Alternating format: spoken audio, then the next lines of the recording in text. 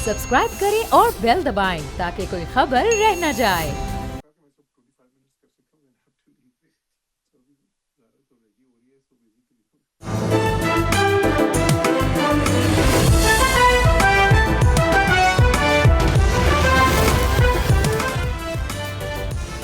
नाज़रीन, you are watching debate with Nadia Mirza. नाज़रीन, strait of Hormuz एक दफ़ा फिर बंद कर दिया गया और ईरान का कहना यह है कि जिसको गुजरना है वो टैक्स देकर गुजरे।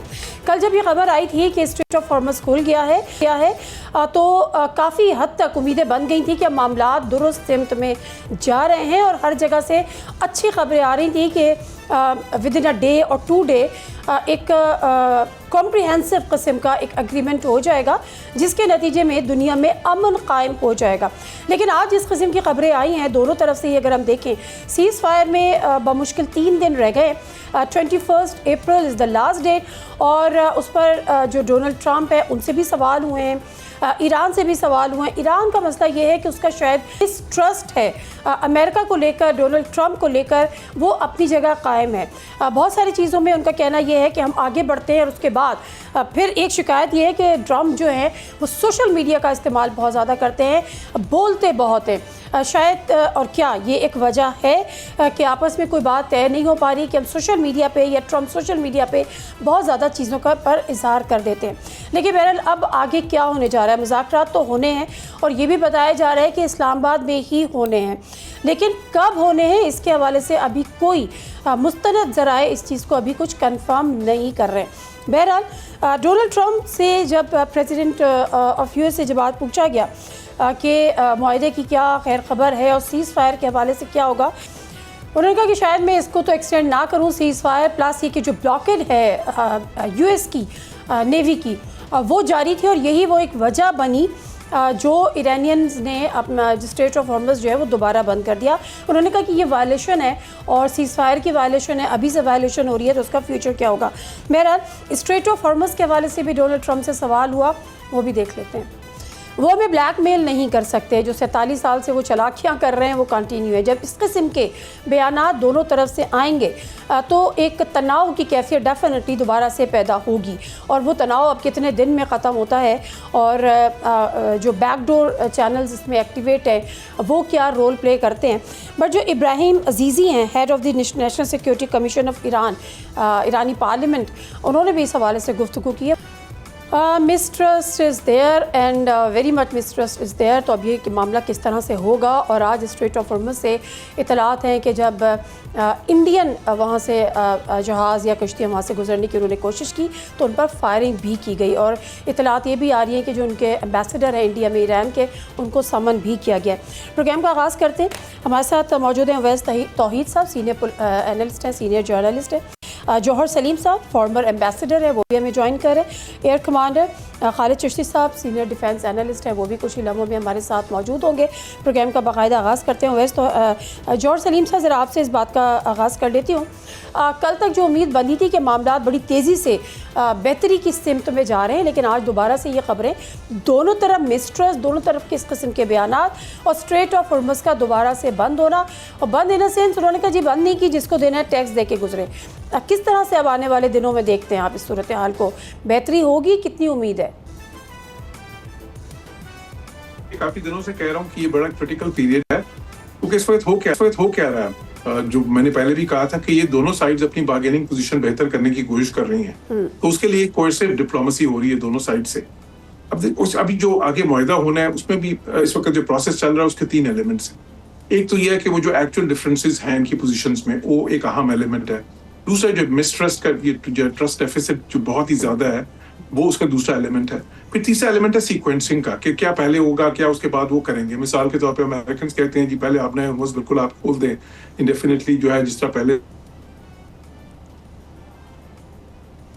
जो है वो कहते हैं नहीं, पहले आप न्यूक्लियस पे जो कंसेशंस है वो वेरीफाई होंगी, फिर उसके बाद वो ग्रेजुअली होंगे। तो ये सीक्वेंसिंग भी इंपॉर्टेंट है।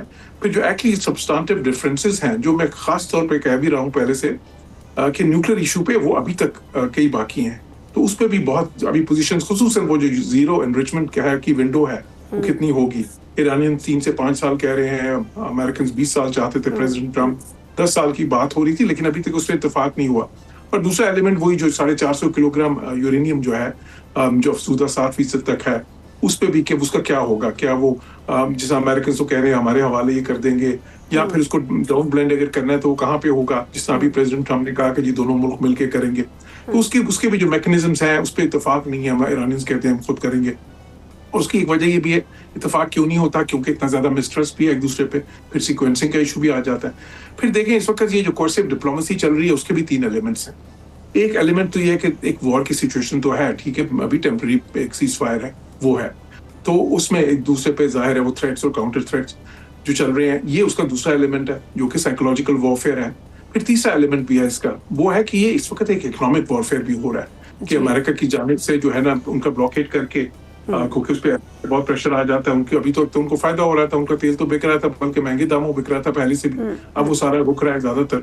दूसरी तरफ ईरान प्रेशर डालता है तो उनको पता होता है कि ऑयल प्राइसेस ऊपर चली जाएंगी, स्टॉक्स नीचे आ जाएंगे, तो सारी दुनिया में प्रेशर तो पड़ेगा ही, लेकिन अमेरिका पे भी पड़ेगा क्योंकि वहां पे पेट्रोल की कीमतें जो है वो और ऊपर जाएंगी, तो उनकी कॉन्स्टिट्यूएंसी हिट होती है ट्रम्प की। 3 डायमेंशन जो इस वक्त जो है ना, जिस तरह मैंने बताया, ये चल रहे हैं, और फिर मुज़ाकरात के भी वही 3 एलिमेंट्स हैं। तो उस वजह से ये एक बड़ा क्रिटिकल पीरियड है। अब इसमें देखें, मैं पहले भी ये कहा है और अभी भी मैं रिट्रेट कर रहा हूँ, दोहरा रहा हूँ कि इस दौरान में मिसकैलकुलेशन की गुंजाइश है, और इसीलिए पाकिस्तान की जो इतनी इंटेंस डिप्लोमेसी है इस वक्त वो बहुत ही पिवटल है, बहुत क्रूशल है, क्योंकि उसमें ये इंश्योर करना है कि वो मिसकैलकुलेशन ना हो और दोबारा ये बात अनकंट्रोल्ड एस्केलेशन की तरफ ना जाए, बिकॉज वो फिर बहुत ज्यादा खतरनाक होगी। ये सारा प्रोसेस पे डिसरप्ट अगर हो जाता है तो फिर देखें उसके बाद फिर आप जो है ना दोबारा से वो लेवल ऑफ एस्केलेशन जो है फिर आप वो क्लाइंब करना शुरू कर दें। बिल्कुल ठीक कह रहे हैं आप, बड़ा सेंसिटिव मैटर है। लेकिन अवैस तौहीद साहब ज़रा ये भी फरमाइएगा इसके साथ कि अब ये जो हम देख रहे हैं वायलेशन हम देख रहे हैं, अब एक स्ट्रेट ऑफ हॉर्मज़ खुला, लेकिन अमेरिका ने जो है वो नेवल ब्लॉकेट जो है वो उसको कंटिन्यू रखी, वो बड़े बबांगे दोहल कह रहे हैं कि हम इसको जारी रखेंगे। प्लस लेबनान में भी सीज़ फायर की वायलेशन की जो है वो इत्तलात आई हैं इसराइल की जानिब से। तो ये आपको नॉन सीरियसनेस नज़र किस तरफ से आती है, किस तरह से हम इसको कंक्लूड करेंगे, किसी कंक्लूजन की तरफ ये मामला पहुँचेगा? शुक्रिया नादिया। सलीम जौहर साहब ने काफ़ी इख्तिसार के साथ सारे जो इसके बेसिक एलिमेंट्स थे जो इस वक्त प्रोसेस हो रहा है उसके बताए हैं, लेकिन मैं समझता हूँ कि देखिए डिप्लोमेटिक प्रोसेस में, डिप्लोमेसी में एक कॉन्फिडेंशियलिटी जो है वो इंटीग्रल पार्ट होता है कि बंद कमरे में जो बात हो रही है मुज़ाकरात के दरमियान 2 ऐसे ममालिक के दरमियान जिनकी 47 साल से एक राइवलरी है और पूरी हॉस्टिलिटीज की एक तारीख है और बिटर तारीख है, जिसमें ईरान की शहादतें हैं, ईरान पे की ग्लोबल आइसोलेशन है, ईरान की बदएतमादी है कि 2-3 दफा जो न्यूक्लियर टॉक्स हुई उसी दौरान उन पे जंग मुसल्लत की गई। उसके दौरान जब बंद कमरे के अंदर एक बड़ी एफर्ट के बाद जिसको लीड कर रहा है पाकिस्तान, जब उनको लेकर आए गए, यही एक बहुत रिमार्केबल डिप्लोमेसी का पॉइंट था।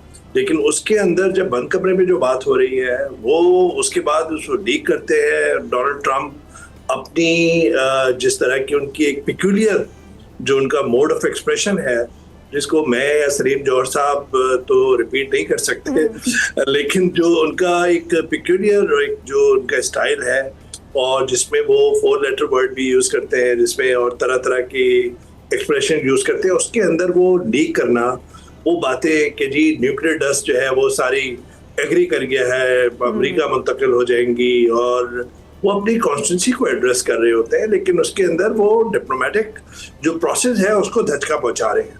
और दूसरी जानिब जब इस तरह के बयानात आते हैं तो ईरान के अंदर एक ख़ास मुझे लग रहा है कि एक लाइन है जिसके अंदर एक पासदारान की अलग सोच है और जाहिर बात है उनकी जो पॉलिटिकल लीडरशिप है उसकी अलग सोच है, और वो एक डेवलप की भी गई है। इस तरह उन्होंने एक पूरा सिस्टम बनाया है इस साल के अंदर। तो मुझे लगता है कि वहाँ से जो डिफरेंस ओपिनियन आ रहा है, ये हार्ड लाइन जो एक तरह से एक पोस्चरिंग हो रही है, और मुझे अगेन नादिया मुझे ऐसा महसूस होता है कि पीस प्रोसेस विल कंटिन्यू, और ये जो पोस्चरिंग है, ये एग्रेसिव पोस्चरिंग, ये दोनों ममालिक की तरफ से, सुन लीजिए मेरी बात, दोनों ममालिक की जानिब से वो अपने डोमेस्टिक पर्पसेस के लिए है। और जब मैं और आप बात कर रहे हैं उससे कुछ देर कबल एक जो बहुत ही इम्पोर्टेंट स्टेटमेंट आया है वो आया है उनकी सुप्रीम नेशनल काउंसिल की जानिब से, जिसके अंदर मुख्तसर सा 3 बयानात हैं कि पाकिस्तान के field marshal general Asim Munir साहब की रीसेंट विजिट के दौरान अमरीकी प्रपोजल्स प्रेजेंट किए गए और साथ में हम रिव्यू कर रहे हैं। हमने अब तक यानी कि अमेरिका को रिस्पॉन्ड नहीं किया। ये फैक्चुअल पोजीशन मुझे लग रही है। इसके अलावा जितनी भी है वो एग्रेसिव पोस्चरिंग है। ये जरूर है कि इतनी खतरनाक डिप्लोमेटिक प्रोसेस है और इनकी हिस्ट्री है कि जरा सी भी चिंगारी आग लगा सकती है, लेकिन मुझे ऐसा लगता है ताखीर हो, लेकिन दोनों ऑफ रैम्प चाहते हैं। डेस्परेटली जो है वो ट्रम्प चाहते हैं कि वो फौरन से पहले जो है बेशतर से कबल जो है वो डील हो जाए, पीस डील। और दूसरी जानिब ईरान भी विलिंग है। अगर ईरान विलिंग नहीं होता तो इस्लामाबाद में इतना बड़ा डेलीगेशन नादिया नहीं लेकर आता, जिसमें अब्बास अराक्ची भी है, जिसके अंदर कलबाज साहब है जो बहुत ही क्लोज एड है, जो मुश्तबा खमेनी साहब है। सेंट्रल बैंक के गवर्नर भी आए थे, इकोनॉमिस्ट भी आए थे, तो वो अपने टेक्नोक्रेट्स भी लेकर आए थे। तो इसका मतलब है सीरियसली वो भी चाहते हैं। मुझे अगेन आखिरी बात ये कह रहा हूँ नादिया कि ये मुझे लग रहा है कि ये जो एग्रेसिव पोस्चरिंग है ये अपनी डोमेस्टिक पर्पसेस के लिए है। डिप्लोमेटिक जो प्रोसेस है, मैं I hope and I wish and I believe कि वो जारी रहेगा। बिल्कुल ठीक है, और दुआ भी यही है कि जारी रहे। खालिद चिश्ती साहब, अस्सलाम वालेकुम। जी वालेकुम सलाम। सर फरमाइएगा कि आप क्या हर्डल इसमें देख रहे हैं। नॉन सीरियस अगर एटीट्यूड है तो वो किसकी तरफ से है, सीरियसनेस है तो वो किसकी तरफ से है। और जिस तरह से ये बात हो रही है कि जो ईरानियंस के जो अस्करी क़यादत है और जो उनकी सियासी क़यादत है, शायद उसमें भी कुछ डिफरेंसेस हैं जिसकी वजह से ये चीज़ें सामने आ रही हैं। Is it really true and do you think so? बहुत शुक्रिया नादिया साहिबा, आपने इनवाइट किया। मेरा ख्याल है देखिए स्टेक्स बहुत हाई थे इस जंग के अंदर। एक तरफ सुपर पावर है, हमें ये जेहन में रखना है, दूसरी तरफ ईरान है जिसको एक न्यू फाउंड एक एडवांटेज मिला है बार्गेन करने का। तो I think under the circumstances, फिर ऑन टॉप ऑफ दैट एक शो स्पॉइलर भी है इजराइल की शक्ल में। तो हमने देखा है कि वो नहीं चाहता कि मुज़ाकरात उस तरफ जाएं और एक अमन या पीस हो। दूसरी तरफ हम देखेंगे वो दोनों माइटी किस्म के रेसलर्स हैं जो दोनों थक चुके हैं। दोनों थकने का मतलब ये है कि वो चाहते हैं कि दोनों की जाहिर है बहुत माइट है, बड़ा इमेज था, इमेज अमेरिका का अपने पॉइंट ऑफ व्यू था, super power backed by Israel. दूसरा ईरान है जिसको मैंने कहा कि न्यू फाउंड एक रेजिलियंस उसको समझ आई है, उसने अपने मकसद अचीव किए हैं काफी हद तक। तो आई थिंक बार्गेनिंग लीवरेज की सारी पोजीशन है। जब ये इस तरह की पोस्टिंग हो रही है, ये बयानात आ रहे हैं, स्टेट ऑफ हॉर्मुज़ खुल गया फिर बंद हो गया, फिर अमेरिकन प्रेसिडेंट ने कहा कि हम खोलेंगे, फिर नहीं खुला, फिर उसके बाद उन्होंने कहा हम काउंटर ब्लॉक करेंगे, फिर वो उन्होंने कहा कि उस वक्त तक नहीं खोलेंगे जब तक ईरान नहीं मानेगा। तो आई थिंक ये गेम ऑफ नर्व है। नंबर वन, बेहतर बार्गेनिंग के लिए दोनों साइडें कोशिश कर रही हैं, एक दूसरे को एक हाई डिग्री ऑफ डिस्ट्रक्शन की एक शक्ल दिखा रही हैं, एक मैनिफेस्टेशन दिखा रही हैं। वो चाहती हैं कि अगर आप नहीं करेंगे डील तो आपको ये कॉन्सिक्वेंसेस का सामना करना पड़ेगा। तो आई थिंक ये जैसे मेरा नहीं ख्याल, अभी भी मुझे पॉजिटिव उम्मीद है। इजराइल फैक्टर नो डाउट है, वो एक ऐसा रोल प्ले कर रहा है जिसके वो चाहता है कि ये ना साइडें उस तरह पहुंच पाए। लेकिन प्रेसिडेंट ट्रंप के पास डोमेस्टिक प्रेशर भी बहुत हो चुका है। प्रेसिडेंट ट्रंप की एक तरफ मिलिट्री इंतहाई डाइल्यूटेड है, स्टेट ऑफ हॉर्मुज़ नहीं खुलवा सकी, फिर काउंटर ब्लॉकेड करना पड़ा। फिर एक और मैं दिलचस्प बात आपको बताता चलूँ आपके व्यूअर्स की कि अमेरिका की भी बहुत बड़ी मजबूरी है। George H.W. बुश उनका एक एयरक्राफ्ट कैरियर है जिसको वो इस एरिया में लाना चाह रहे थे। शॉर्टेस्ट रूट बनता था रेड सी के जरिए, यानी जिससे उनको बाबुल मंदब से गुजरना पड़ता, लेकिन अमेरिका नहीं लाया वहां से शॉर्टेस्ट। उसको हजारों मील ऊपर से पूरे अफ्रीका का चक्कर लगा के जॉर्ज W. बुश को जो एयरक्राफ्ट कैरियर उसको डिप्लॉय किया गया। क्यों बाबुल मंदब पे नहीं लाया गया? क्योंकि उनको पता था कि ह्यूथीज ने अगर अटैक किया और अगर एक और डैमेज हो गया थर्ड तो एक बहुत ज्यादा मोरल लोडिंग होगी। तो उन्होंने सेफ अपना पैसेज लेते हुए अफ्रीका के राउंड करके पूरा डिप्लॉय किया इस एरिया में। तो दैट शोज कि वो खुद भी अपनी कॉन्फिडेंट नहीं है कि जो वो क्लेम करते हैं कि ईरान को उन्होंने एलिमिनेट कर दिया उनकी मिलिट्री को और नेवी को, तो ऐसा नहीं हो रहा। तो मेन आखिरी जुमला ये है कि आई थिंक ट्रस्ट डेफिसिट अभी भी है जो टाइम लगेगा बिल्ड होते होते और क्लोज आते आते। जी बिल्कुल ठीक है। जो तीनों हमारे जो गेस्ट हैं, पैनलिस्ट हैं, कम से कम उनका एक चीज़ पे कंसेंसस है, वो है ट्रस्ट डेफिसिट, और ये एक बहुत बड़ा इशू है। मेरा ख्याल है ईरान तो फर्स्ट डे से ये कह रहा है। मेरा सीज़ फायर में 3 दिन रह गए हैं, और अगर 3 दिन के अंदर सीज़ फायर एक्सटेंड नहीं होता या कोई कॉम्प्रिहेंसिव एग्रीमेंट नहीं होता तो फिर क्या सिचुएशन होगी। और डोनाल्ड ट्रंप कह रहे हैं कि वो उसको शायद एक्सटेंड नहीं करेंगे, दोबारा से बमबारी करनी पड़ेगी। तो इस पर भी ज़रा डिस्कस करते हैं कि इन फ्यूचर क्या हो सकता है। ब्रेक ले लेते हैं, ब्रेक से वापस आते हैं, इसको यहीं से कंटिन्यू करेंगे।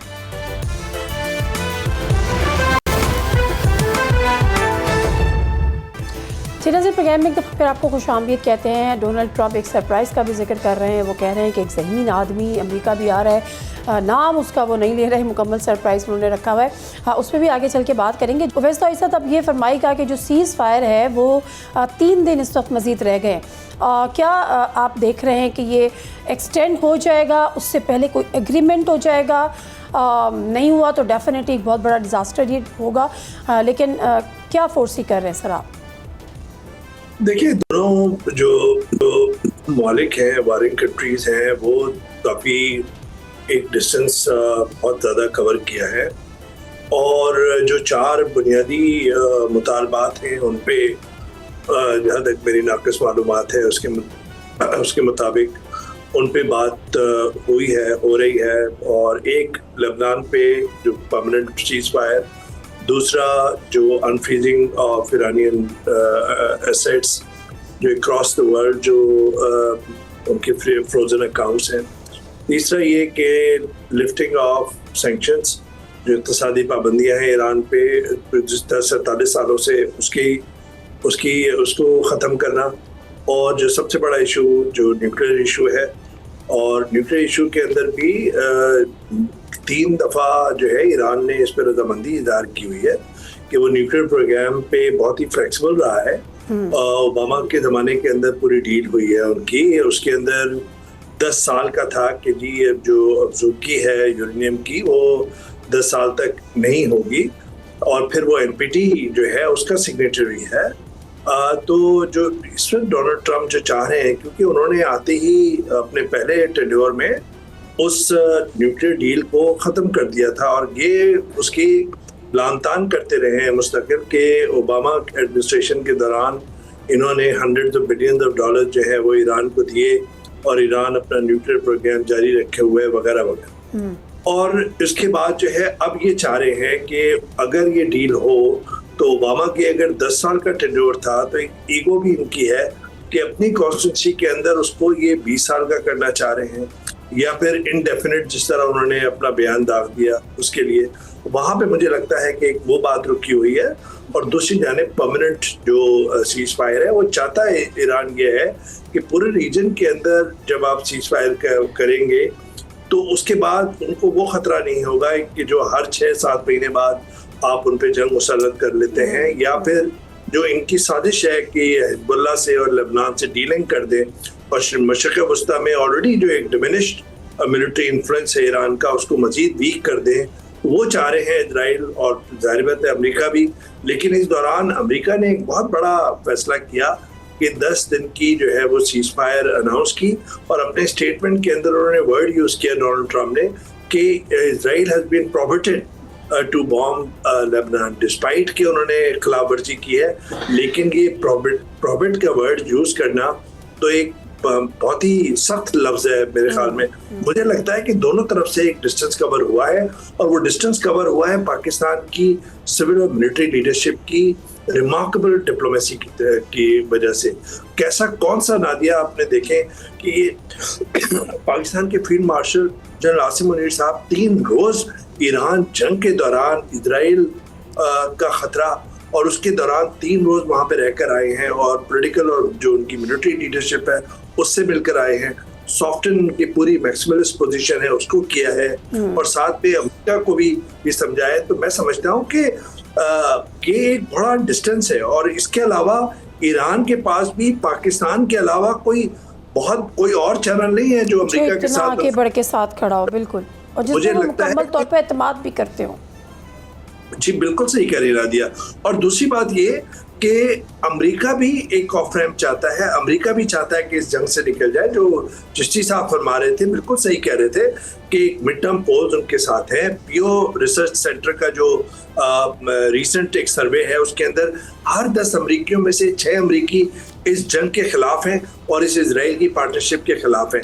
उससे पहले फरवरी के आखिरी हफ्ते के अंदर जो सर्वे था CNN का, उसके अंदर भी लगभग यही अंदाजे थे कि 61% जो है वो अमरीकी जो है जंग के खिलाफ है। तो खुद इस वक्त जो फंसे हुए हैं डोनाल्ड ट्रंप, और वो चाहते हैं कि जल्द से जल्द पीस डील हो, और वो चाहते हैं कि फिर एक क्लेम दाग दे कि वो नोबेल पीस प्राइज के जो है विनर हो सकते हैं। और पाकिस्तान एक ब्रिज का किरदार अदा कर रहा है। अगर ना दिया ये, फॉर एग्जाम्पल खुदा न खास्ता अगर ये नहीं होती, तो पाकिस्तान के ऊपर इस जिम्मेदारी नहीं है। Owners of the responsibility of the outcome of the talk, बिल्कुल पाकिस्तान ने तो पूरी कोशिश करी। lie on the shoulders of Pakistan. ठीक है। पाकिस्तान ने played its role, और मैं समझता हूँ कि गल्फ रीजन, अरब वर्ल्ड और अमेरिका, पूरा यूरोप और खुद ईरान जो फरीक है इसके अंदर, वो सब पाकिस्तान पे एतमाद कर रहे हैं। और यही वजह है पाकिस्तान एक जामिन के तौर पे इस तरह से कह रहा हूँ कि डिप्लोमेसी के अंदर, जामिन का वर्ड तो मैं सही नहीं है, लेकिन एक डिप्लोमेसी के अंदर एक बाएतमाद मुल्क जो है उसके तौर पे सामने आया है। मुझे लगता है वैसी आगे चलेगी, और ये एग्रेसिव पोस्चरिंग जो है, मुझे लगता है कि कुछ चंद दिन के अंदर ये खत्म हो जाएगी। ठीक है। जौहर सलीम साहब ज़रा फरमाइएगा, मैं दोबारा यही सवाल करना चाह रही हूँ कि बेसिकली सीज़ फायर का फ्यूचर इस वक्त क्या आप देख रहे हैं? सिर्फ 3 दिन रहते हैं, कोई कॉम्प्रिहेंसिव एग्रीमेंट हो जाएगा इन बिटवीन, या सीज़ फायर एक्सटेंड हो जाएगा? जी देखिए, जिस तरह मैं पहले भी कह चुका हूँ कि ये क्रिटिकल पीरियड है। अब जो कोर्सिव डिप्लोमेसी दोनों साइड से प्रैक्टिस हो रही है, और आई एम ग्लैड कि बाकी भी पैनलिस्ट ने इसी चीज से एग्री किया है कि इस वक्त वो बार्गेनिंग पोजीशन अपनी बेहतर करने के लिए ये दोनों साइड से हमें नजर आ रहा है, खसूसन अमेरिकन साइड से, कि वो बहुत ज्यादा इस किस्म की वो कोर्सिव डिप्लोमेसी कर रहे हैं, कि जिसमें थोड़ा सा खतरा भी है। वो रिस्क क्या है? वो रिस्क ये है कि कहीं मिसकैलकुलेशन ना हो जाए, बिकॉज अभी तो वो ये कर रहे हैं ना, अपनी बार्गेनिंग पोजीशन एनहांस करने के लिए उन्होंने ब्लॉकेट भी कर दिया, उन्होंने कई अनाउंसमेंट्स भी दे दिए, कुछ थ्रेट्स भी दिए। अब ईरान भी काउंटर थ्रेट्स कर रहा है। तो ये दोनों ठीक है। इसमें एक एलिमेंट ये भी है कि अपनी कॉन्स्टिट्यूएंसीज को भी दोनों जो है ना साथ रख रहे हैं। फिर एक और एलिमेंट इसमें इंपॉर्टेंट ये भी है कि इजराइल को भी साथ रख रहे हैं। देखें, इजराइल इस मुज़ाकरात में शामिल नहीं है, लेकिन इजराइल एक अहम फ्रीक है। जाहिर है अमेरिका और इजराइल तो, बल्कि जंग तो शुरू इजराइल ने कराई है। पिछले साल भी जंग उन्होंने सारी की थी, अमेरिका तो आखिर में आया था। ठीक है। तो उसको अगर अमेरिका ने साथ कैरी अलोंग करना है, तो उसमें जरूरी है कि वो इजराइल की भी जो कुछ डिमांड्स हैं उनको भी साथ ही रखे। तो इसलिए ये सब मैं समझता हूँ कि इस पीरियड में अगर ये जो है ना, अब दोनों साइड जाहिर है अपनी जिस तरह भी ये एक्शन सारी कर रही हैं, उसमें बार्गेनिंग पोजीशन जो उनकी है थोड़ी सी, जिस तरह अमेरिका ने न्यूट्रलाइज किया उनका अपना हुर्मस वाला जो सारा ब्लॉकेट का था, उसको ब्लॉकेट जो उन्होंने ब्लॉक किया हुआ था, उसको अमेरिका ने एक नेवल ब्लॉकेट लगा के उसको न्यूट्रलाइज किया। उसके बाद ईरान ने काउंटर थ्रेट्स दिए हैं, अब अमेरिका उसके आगे थ्रेट्स दे रहा है, और फिर ये सारी सिचुएशन जो उनकी है, इसमें थोड़ी बहुत ज्यादा रिस्क फिर बढ़ जाता है। उसमें पाकिस्तान की डिप्लोमेसी उतनी ही अहम हो जाती है, बिकॉज वो फिर थोड़ा सा बर्डन पाकिस्तान पे आ जाता है। और फिर देखिए, एक लास्ट एलिमेंट मैं इस पे बात करना चाहता हूँ, दोनों साइड्स पे हार्डलाइनर्स हैं, तो उनको भी साथ लेके चलना है। उनकी जो भी हुकूमतें हैं, अमेरिका की साइड पे भी देखें हेक्सत जिस तरह वो काफी ज्यादा हार्डलाइनर है। फिर ये विटकॉफ वगैरह जो है वो उनके ऊपर इजरायली और लॉबी का काफी असर है, विटकॉफ और जेरेड कुश्नर वगैरह पे। ईरान की साइड पे बाकी जो है ना जुल्कदर हैं, रजाई हैं, फिर जो है ना उनकी जो जाहिर है सेंट्रल कमांड है उसकी IRGC की, उसमें भी हार्डलाइनर्स हैं। तो उन सबको भी साथ लेके चलना है। तो उसमें भी मसला इस वक्त ये आ रहा है कि ये ना हो कि इस सारी ये जो गेम थ्योरी इन प्रैक्टिस हम देख रहे हैं, उसमें कहीं हार्डलाइनर्स जो उनसे हैं वो जाहिर सी बात है, बिल्कुल ऐसी है, बिल्कुल ऐसी है। मैं थोड़ा सा आगे बढ़ती हूँ, और इसमें जो हमारे पास वक्त खालिद चिश्ती साहब आपसे जानना बेसिकली ये है कि जब पहले जो मुज़ाकरात हुए थे इस्लामाबाद में, तो बात ये हो गई थी, और अब्बास इराक़ची ने भी जाके कहा था वी वर इंच अवे। लेकिन अभी अगर हम देख रहे हैं तो यूरेनियम इनरिचमेंट का मामला हो, स्ट्रेट ऑफ हॉर्मुज़ का मामला हो, या इंटरनेशनल गारंटियर का मामला हो, या यूरेनियम वाला मामला हो, ये तो सब अपनी जगह वहीं के वहीं खड़े हुए हैं। तो कंसेंसस डेवलप हुआ किस पर था, या बैक ऑफ हुई हैं चीज़ें? देखिए, देखिए नादिर साहबा, मैं भी कंफर्म कर सकता हूँ जितना मुझे एक्सेस हुआ इन इन्फॉर्मेशन में, और ये कंफर्म है बात कि बहुत करीब थे डील के। इसमें सिर्फ तरीक़ेकार सिर्फ रह गए थे, एग्जीक्यूशन इन प्रिंसिपल एग्रीमेंट हो गया हुआ था, लेकिन लास्ट मिनट कुछ ऐसी शराइत रखी गई और प्रेसिडेंट ट्रंप के जो क्रिटिक हैं अमेरिका में भी और ग्लोबली भी, वो ये कह रहे हैं कि प्रेसिडेंट ट्रंप ये नहीं चाहते थे कि जेडी वैंस ये एग्रीमेंट कर लें। आपने नोट किया होगा कि प्रेसिडेंट ट्रंप ने तो इलेक्शन जीता ही इस पे था कि मैं पीस लविंग एक प्रेसिडेंट होऊंगा, मैं दुनिया को अमेरिका फर्स्ट करूंगा और जगह बंद कराऊंगा। लेकिन थोड़ी देर थ्योरेटिकली देख लें कि अगर जेडी वैंस कामयाब हो जाते इस तरह के एग्रीमेंट में, तो प्रेसिडेंट ट्रंप जाने जाते मैन ऑफ वॉर और जेडी वैंस जाने जाते मैन ऑफ पीस। और अगले इलेक्शन के लिए 2.5 साल अभी प्रेसिडेंट ट्रंप का टेन्योर रहता है, तो ऑलमोस्ट लेस रेलेवेंट हो जाते हैं एज़ कम्पेयर टू, बिकॉज एक सुपर हीरो का दर्जा तो जेडी वैंस पा जाते नंबर 1। तो ये मैं सिर्फ ऑप्टिकली कह रहा हूँ। और वो चाहते थे कि क्रेडिट मैं लूँ और ये मैं कह सकूँ, जो कि पॉसिबली वही कहेंगे जो मेरा मानना है, कि वो कहेंगे कि साल का डिस्प्यूट था और ख़ास तौर पर 47 सालों से तो मैंने इस मसले का हल नहीं किसी को मिला था, स्पेशली जब से IRGC की हुकूमत आई है, तो वो ये क्रेडिट लेना चाहते हैं कि किसी सदर से नहीं हल हुआ तो मैंने ये मसला हल कर दिया। नंबर 1, जो तरीक़ाकार तय होने थे उसको स्मूदन आउट करना था। उसमें आपने देखा CDF ईरान में मौजूद था, 3 दिन तक प्राइम मिनिस्टर मौजूद थे, मुख्तलिफ मुल्कों में उन्होंने नेगोशिएशन की। आई थिंक वो जिसको कहते हैं ना स्मूदन आउट कर रहे थे। देखिए अब अमेरिकन प्रेसिडेंट पर बहुत बड़ा एक प्रेशर, जो अभी ब्रेक से पहले मैं कह रहा था कि उन्होंने जॉर्ज W बुश जो एयरक्राफ्ट कैरियर लाए ऑल द वे अफ्रीका से लाए हैं, उसमें एक जहानत भी मुझे नज़र आती है, एक काउंटर आर्गूमेंट भी नज़र आता है। मैं आपको खुद ही पेश करता हूँ। एक तो ये है कि ज़ाहिर है ट्रस्ट इतना डेफिसिट इतना था कि वो चाहते नहीं थे कि ह्यूतीज़ अटैक कर दें, बाबुल मंदब से अटैक कर दें। लेकिन मुझे लगता है कि एक थर्ड फोर्स भी रोल प्ले कर सकती थी, जिसको हम कहते हैं प्रिजनर्स डिलेमा। जब एक जुर्म के अंदर 2 लोग इकट्ठे पकड़े जाएं एक ही जुर्म में, तो वो अलग-अलग उनको बंद करके पुलिस नेगोशिएट करती है और दोनों को थ्रेट करती है कि तुम असल बात बता दो वरना तुम फंस जाओगे, अगर तुम सही बता दोगे तो तुम्हारी जान बख्शी हो जाएगी। लेकिन इसके अंदर एक इजराइल काउंटर प्ले कर रहा है रोल, जो एक फॉल्स फ्लैग कर सकता था। तो ज़रा विजुलाइज करें कि अगर ये बाबुल मंदब से गुजरता और कोई और थर्ड फोर्स हमला कर देती, तो फिर ईरान नाम आ जाता, ह्यूतीज़ का नाम आ जाता, और अमेरिकन प्रेसिडेंट पर एक बहुत बड़ा प्रेशर बिल्ड हो जाता कि अब आप सीज फायर नहीं करें। तो ठीक है, और मैं ब्रेक ले लेती हूँ। ब्रेक से आप इस आते हैं तो ज़रा इजराइल के रोल पर भी बात करेंगे। इजराइल द स्पॉइलर हमेशा से हम बात कर रहे हैं। लेबनान पे दोबारा अटैक्स और फिर नेवल ब्लॉकेड स्ट्रेट ऑफ हॉर्मज़ की, तो इजराइल का इसमें जो रोल है क्या वो एम्पावर कर रहा है इस वक्त US को? ब्रेक लेते हैं, वापस आते हैं इसके बता से।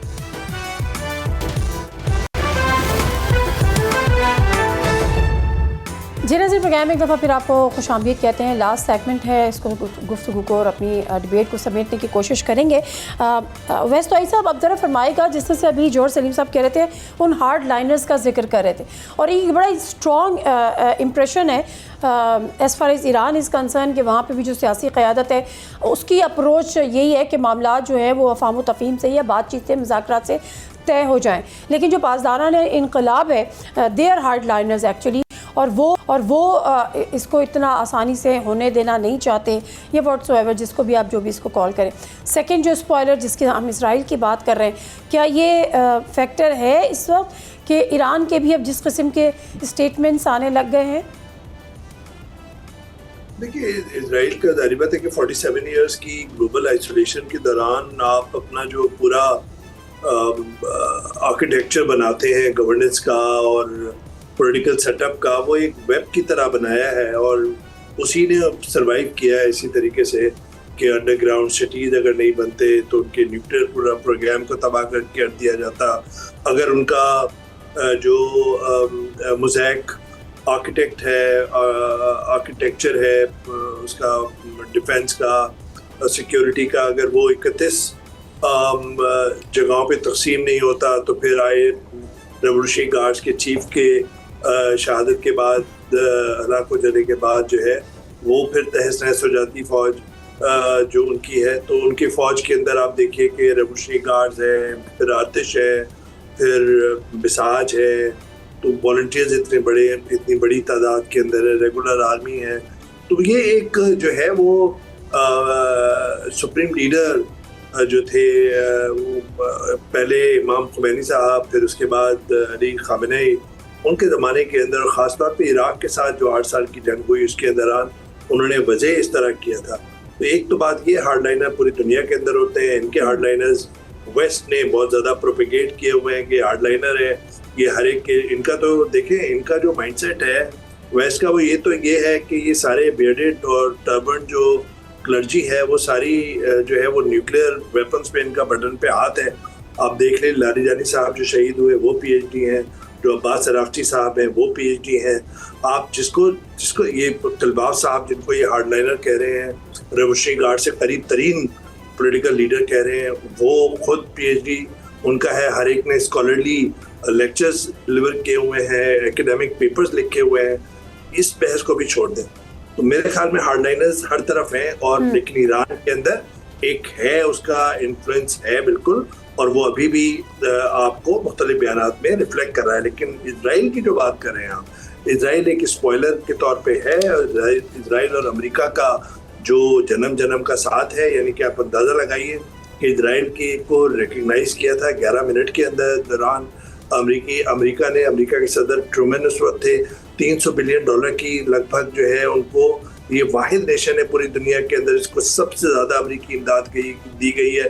$300 बिलियन, $3.8 बिलियन उनको मिलिट्री एड में दी। लेकिन इसके बावजूद मैं ये समझ रहा हूँ कि इस डिफेंस के बाद जो काउंटर अटैक किया ईरान ने, उसके बाद अमेरिका को ये समझ में आ रही है बात कि उनका मिलिट्री और पॉलिटिकल इन्फ्लुएंस है, जो आर्किटेक्चर है अरब वर्ल्ड के अंदर, वो वीक हो रहा है, और वहाँ पे इजराइल के साथ उनके इंटरेस्ट जो है वो डाइवर्ज हो रहे हैं। तो मैं समझता हूँ पहली दफ़ा डोमेस्टिकली इजराइल के खिलाफ आवाज़ें आ रही हैं, और दूसरी जानिब जियोपॉलिटिकल इंटरेस्ट जो है वो कंप्रोमाइज हो रहे हैं। बिल्कुल ठीक है, बिल्कुल ठीक है। सॉरी सर, मेरे पास टाइम थोड़ा सा कम है, मैं चाह रही थी थोड़ा आगे भी बढ़ जाऊँ। बढ़िया, हाँ, thank you so much. Khalid Chishti साहब, ज़रा फरमाइएगा कि अब जो मामला है, पहले तो मुझे बताएं कि जो ट्रम्प जिस सरप्राइज़ की बात कर रहे हैं, वो कह रहे हैं एक ज़हीन आदमी वाइट हाउस आ रहा है, और ये वो सारी बातें, एंड यू नो आजकल वो किसकी तारीफ़ें कर रहे हैं, या तो शहबाज शरीफ साहब की तारीफ़ कर रहे हैं या आर्मी चीफ़ की तारीफ़ें कर रहे हैं। पिछले दिनों जब चीफ ऑफ आर्मी जो है वो ईरान में थे, तो तेहरान चीफ ने या तेहरान इसने एक पोस्ट किया था कि शायद वो अमेरिका जाएं। किस सरप्राइज़ की बात डोनाल्ड ट्रंप बार बार कर रहे हैं? जी, पॉसिबिलिटी यही है जिसका आप जिक्र कर रहे हैं। पॉसिबिलिटी पाकिस्तान CDF की बात कर रहे हैं वो, और क्योंकि स्मूथ आउट चीज़ें हो गई हैं। एक मिलिट्री एंगल पे ज़रूर कहना चाहूँगा, जो अभी वैसा भी कमेंट कर रहे थे, वो ये कह रहे थे कि वो पॉलिटिकल और डिप्लोमेटिक बात कर रहे थे कि IRGC का जो सख्ती है। लेकिन एक और भी वजह हमें ज़रूर जहन में रखनी चाहिए कि देखिए IRGC ने जो 40 दिन तक बहुत ज़्यादा रेजिस्टेंस दी है, वो मेनली IRGC थी, और उन्होंने अपनी सर्वाइवेबिलिटी से हिट बैक किया, एक प्रोहिबिटिव कॉस्ट इम्पोज किया। देखिए IRGC इसलिए हार्ड लाइनर आपको लग रही है कि उनको पता है कि हर 6 महीने या साल बाद वो इतनी डिस्ट्रक्शन या मिलिट्री डेवस्टेशन नहीं ले सकते, नंबर 1। वो दूसरा, उनकी इकोनॉमी और सैंक्शंस की वजह से वो रीबिल्ड भी अपनी फौज नहीं कर पा रहे। तो 2 चीज़ों पे IRGC का जोर है, एक सैंक्शंस उठाई जाएं, या हमारा फ्रोजन जो एसेट्स हैं उनको अनफ्रीज किया जाए, नंबर 1, और दूसरा हाई डिग्री ऑफ एश्योरेंस दी जाए कि अमेरिका हर 6 महीने या साल बाद कोई और सदर या यही सदर हमलावर नहीं होंगे। वो ये चाहते हैं कि एक तो उनके पास फाइनेंशियल रिसोर्सेज हों, अपनी फोर्सेस को IRGC को दोबारा बिल्ड करें। जितनी डिस्ट्रक्शन हुई है वो बहुत ज़्यादा थी, इसमें तो कोई शक नहीं है, लेकिन वो अपनी एक जो किलिंग प्रोविस था, जो उनके अंदर एक कैपेबिलिटी थी, उसको वापस रिकवर करना चाहते हैं। वो ये नहीं चाहते कि एक एग्रीमेंट कर लें, साल बाद यही सदर या कोई और आए और फिर हमलावर हो जाए, तो उनकी थ्रेशोल्ड पीछे हटती जाएगी। तो आई थिंक वो भी जेहन में रखना चाहिए। इसलिए आपको लग रहा है, अपरेंटली हमें लगता है कि वो बड़ी हार्ड बार्गेन कर रहे हैं, लेकिन वो एक मोर रियलिस्टिक कर रहे हैं कि हमें एक डिग्री ऑफ एश्योरेंस दी जाए। तो आई थिंक सो कि आने वाले वक्तों में अमेरिका के लिए ऑब्लिगेटरी होगा कि वो दे। अब मानी जाएगी या नहीं, तो ये तो एक और डिबेट है कि कौन उनकी जमानत कौन दे सकता है और कौन एक डिग्री ऑफ कॉन्फिडेंस दे सकता है, कौन कर सकता लेकिन है, वो अलग बात है। लेकिन इस वक्त पॉसिबिलिटी क्योंकि पाकिस्तान की है। जी सर। सर, जी, मैं ये कंक्लूड करना चाह रहा था कि इस वक्त जो बार्गेनिंग हो रही है, सॉरी सर, मैं आपको इंटरप्ट करूं, क्या पाकिस्तान इस पोजीशन में है, ऑल्दो कि डायरेक्ट उसका ट्रस्ट अमेरिका का भी पाकिस्तान पे इसका ट्रस्ट है, ईरान का भी, लेकिन वो इंटरनेशनल गारंटियर भी बन जाए अमेरिका का कि अमेरिका जो है वो दोबारा अटैक नहीं करेगा इन फ्यूचर ईरान पर? नहीं, स्टैंड अलोन मेरा नहीं ख्याल कि पाकिस्तान ऐसा कर सकेगा, क्योंकि ज़ाहिर है एक तरफ माइटी सुपर पावर है, वो बैक बाय इजराइल है। तो मेरा ख्याल है अब ईरान को और हम सब ममालिक को कोशिश ये करनी चाहिए कि चाइना और रूस भी इसमें शामिल हो, क्योंकि वो बहुत ज़्यादा स्टेक होल्डर थे। उन्होंने ले बैक ज़रूर किया है, उन्होंने सपोर्ट इनडायरेक्टली ज़रूर दी है, लेकिन उनको एक्टिव रोल प्ले करना पड़ेगा in the name of security, safety and obviously जो इकोनॉमिक ग्रोथ है।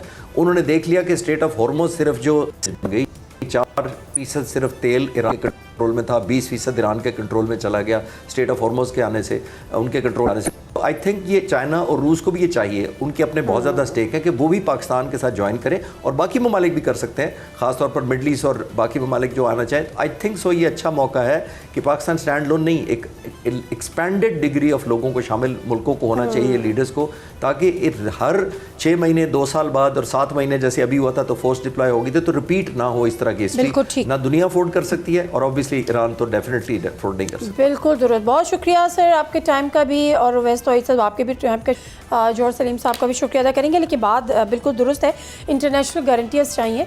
और जो हम पिछले दिनों और अभी भी कई कई खबरें सुन रहे हैं कि पाकिस्तान में अब जो अगर जब ये नेक्स्ट राउंड होता है, जो कि फ़ाइनल राउंड भी होगा, तो सिर्फ वो अगर ट्रम्प भी पाकिस्तान आना चाहते हैं, जैसा जिक्र भी कर रहे हैं, तो सिर्फ ये प्रेसिडेंट ट्रम्प और ईरानियन प्रेसिडेंट के दरमियान नहीं होगा, बल्कि मुख्तलिफ स्टेट्स के हेड भी पाकिस्तान आएंगे।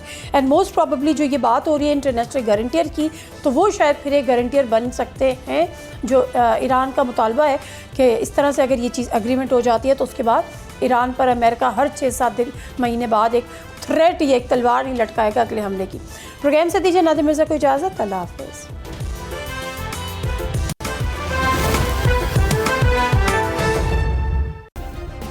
सब्सक्राइब करें और बेल दबाएं ताकि कोई खबर रह न जाए।